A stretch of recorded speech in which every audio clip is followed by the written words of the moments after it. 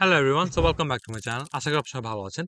So আজকের ভিডিওতে আমি বেসিক্যালি একটা কম্প্যারিজন করব between Australia and New Zealand. So আপনার কি অস্ট্রেলিয়াতে পড়তে আসা উচিত নাকি নিউজিল্যান্ডে পড়তে আসা উচিত? বিকজ রিসেন্টলি অনেক মানুষ অস্ট্রেলিয়াতেও পড়তে আসতেছে, আবার নিউজিল্যান্ডেও অনেকে যাইতেছে। সো আপনার কোনটা যাওয়া উচিত, এরকম একটা কম্প্যারিজন ভিডিও হবে। অ্যান্ড দ্য মেইন রিজন এই ভিডিওটা আমি করতেছি বিকজ নিউজিল্যান্ড কিন্তু অস্ট্রেলিয়া পুরো পাশের কান্ট্রি, লাইক অনেক ক্লোজ একটা কান্ট্রি অস্ট্রেলিয়া। আর অস্ট্রেলিয়া আর নিউজিল্যান্ডের রিলেশন অনেক ভালো। আপনি অস্ট্রেলিয়ান পাসপোর্ট নিয়ে বা অস্ট্রেলিয়ান পিআর নিয়ে আপনি নিউজিল্যান্ডে গিয়ে ইজিলি থাকতে খাইতে ঘুমাইতে পারবেন, কোনো ভিসা লাগবে না, আপনি কাজ করতে পারবেন। আপনি বেসিকলি একটা নিউজিল্যান্ডের সিটিজেন থাকতে পারবেন। And at the same time is vice versa as well. আপনি নিউজিল্যান্ডের পাসপোর্ট বা নিউজিল্যান্ডের পিআর নিয়ে অস্ট্রেলিয়া এসে থাকতে পারবেন, অস্ট্রেলিয়া সিটিজেনের মতো থাকতে পারবেন। আপনি নিউজিল্যান্ডে যদি আপনি পিআর পান, অস্ট্রেলিয়া এসে সব সিটিজেনের বেনিফিট সবকিছু আপনি পাবেন, অ্যান্ড ভাইস ভার্সা। সো এর জন্য এই মেইন কম্প্যারিজন ভিডিওটা। আই গেস ইনফ্লুয়েন্সার বা সামথিং, আপনার ববি ইসলাম আছে আজকাল অনেক ফেমাস। তো ও যেমন সে নিউজিল্যান্ডে পড়াশোনা করছে, অ্যান্ড আই থিঙ্ক ও New Zealand settle as far as I. So আপনার কি অস্ট্রেলিয়া যাওয়া উচিত না নিউজিল্যান্ডে যাওয়া উচিত? এই ভিডিওর আনসার আপনি, এই কোয়েশ্চেনের আনসার ইনশাল্লাহ আপনি এই ভিডিওতে পেয়ে যাবেন। So, firstly, let's talk about various factors between Australia and New Zealand. Let's start off with the cost of living. According to my personal research, and the people I've talked to, আমি একটা পডকাস্টও করেছি আমার চ্যানেলে, যে একজন যে নিউজিল্যান্ডে পড়াশোনা করছে তারপর ওখান থেকে অস্ট্রেলিয়াতে মুভ করছে। সো নিউজিল্যান্ডের কস্ট অফ লিভিং অস্ট্রেলিয়া কম্পারিজনে অনেক বেশি হায়ার, অনেক, it's significantly higher. Why? Because New Zealand যেহেতু অনেক ছোট একটা কান্ট্রি, ওরা খুব একটা জিনিসপত্র ম্যানুফ্যাকচার করে না। বেশিরভাগ জিনিস ওরা বানায় না, ওরা সবকিছু অস্ট্রেলিয়া থেকে ইম্পোর্ট করে। And as we all know, যে কোনো জিনিস যদি ইম্পোর্ট করে আনা হয় ওটার দাম অনেক বেশি বাইরে যায়। সো নিউজিল্যান্ডে আপনি যে কোনো জিনিস, আপনি গাড়ি বলেন, গ্রোসারিজ বলেন, আপনি আই ডোন্ট নো, বাসা বাড়ি বলেন, তবে anything that you can think of, everything is much more expensive in New Zealand compare to Australia. Next, let's move on to salaries. তো অবশ্যই salaries are much higher in Australia. কেন? Again, because New Zealand একটা ছোট country, therefore ওখানে job opportunity কম, আম এর জন্য ইনকামও কম। সো আমি যদি জব অপরচুনিটি আর স্যালারি এই ২ টাকে কম্বাইন করে বলতে হয়, অবশ্যই Australia also wins here. Because অস্ট্রেলিয়ার আ মানুষ ফার্স্টলি জব অপরচুনিটি অনেক বেশি। Australia is a like vast country, অনেক, অনেক বেশি বড়। আপনারা যদি ম্যাপে গিয়ে দেখেন, অস্ট্রেলিয়া ইজ হিউজ। অস্ট্রেলিয়ার একটা স্টেটে ৫ টা বা ৪-৫ টা করে বাংলাদেশ ঢুকতে পারবে ইজিলি। আর আরো বেশি ঢুকতে পারবে। আপনি যদি এনএসডব্লিউ স্টেট বলেন, এনএসডব্লিউ তে ইজিলি ৫-৬ টা বাংলাদেশ বসান যাবে।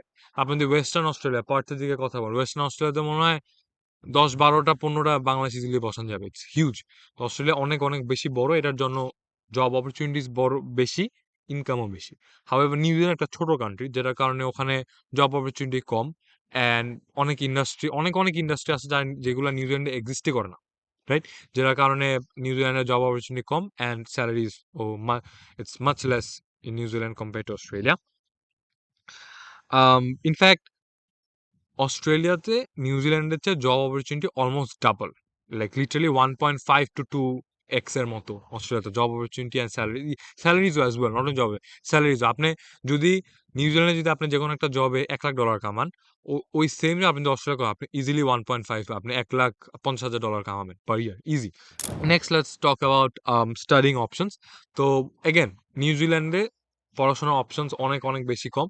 বিকজ নিউজিল্যান্ডে বোধহয় টোটাল ৭ টা ইউনিভার্সিটি, অ্যান্ড অস্ট্রেলিয়াতে অনেক, অনেক বেশি। অস্ট্রেলিয়াতে মানে ইজিলি ২০-৩০ টা ইউনিভার্সিটি, এগুলো হচ্ছে ফেমাস। তার তার নিচে আরো অনেক, অনেক, অনেক ছোটখাটো বগিচুগি ইউনিভার্সিটি আছে।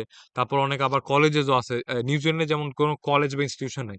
আপনার যারা অস্ট্রেলিয়া পড়তে আসে, আপনি দেখবেন যে অনেকেই যেমন আপনার কলেজে পড়তে আসে, কলেজ বা ইনস্টিটিউশনে পড়তে আসে, কারণ ওখানে টাকা কম। বাট নিউজিল্যান্ডে এগুলো এক্সিস্টই করে না। দেয়ার আর অনলি ইউনিভার্সিটিস দেয়ার, যেটা, অ্যান্ড ওই ইউনিভার্সিটিগুলির টিউশন ফিজ অনেকটা অস্ট্রেলিয়ার মতোই, হাউএভার আরেকটু হায়ার। সো আপনারা বুঝতেছেন যে ওখানে কোনো ইউনিভার্সিটি নাই, ওখানে কোনো কলেজেস নাই। তো আপনার গেলে ইউনিভার্সিটিতে যাইতে হবে। And at the same time ইউনিভার্সিটির ফিজও হায়ার, কস্ট অফ লিভিংও হায়ার। হাউএভার ইনকাম আর জব অপরচুনিটি অনেক কম কম্পেয়ার টু অস্ট্রেলিয়া। সো আপনি বুঝতেছেনই যে জায়গাটা কেমন, রাইট? এটার জন্যই অনেক, অনেক কম মানুষ নিউজিল্যান্ডে যায়। হাতে গোনা মানুষ নিউজিল্যান্ডে যায়। বেশিরভাগ মানুষ আপনি এখন দেখেন, আপনারা ইউরোপ অনেক কান্ট্রিজে যায়, Canada, Australia famous, US, UK, আবার নিউজিল্যান্ডে অনেক, অনেক কম মানুষ যায়। লাস্টলি আমরা যদি পিআর এর সিচুয়েশনটা বলি, অনেকে বলে যে অস্ট্রেলিয়া পিআর এর সিচুয়েশনটা আরেকটু harder compare to New Zealand, which is, I think, মানে একটু হার্ড আপনি বলতে পারেন। অস্ট্রেলিয়াতে পিআর পাওয়াটা আরেকটু হার্ডার দ্যান নিউজিল্যান্ড, বাট খুব একটা ডিফারেন্স না। অনেস্টলি অস্ট্রেলিয়া আর নিউজিল্যান্ডের পিআর সিস্টেম সবকিছু আপনার পয়েন্ট বেস সিস্টেম, আপনার অকুপেশনের উপর ডিপেন্ড করে। আপনার স্টেম ফিল্ডে সায়েন্সের সাইডে অকুপেশনকে বেশি প্রেফারেন্স দেওয়া হয়। তারপর আপনার পয়েন্ট বেস সিস্টেম, যার যত বেশি পয়েন্ট সে আগে পিআর পাবে। সো পিআর এর সিচুয়েশনও অনেকটা সিমিলার, লাইক অনেক অনেক বেশি similar. But I will say New Zealand হালকা একটু ইজিয়ার আমার মনে হয়, but I think it's pretty damn similar.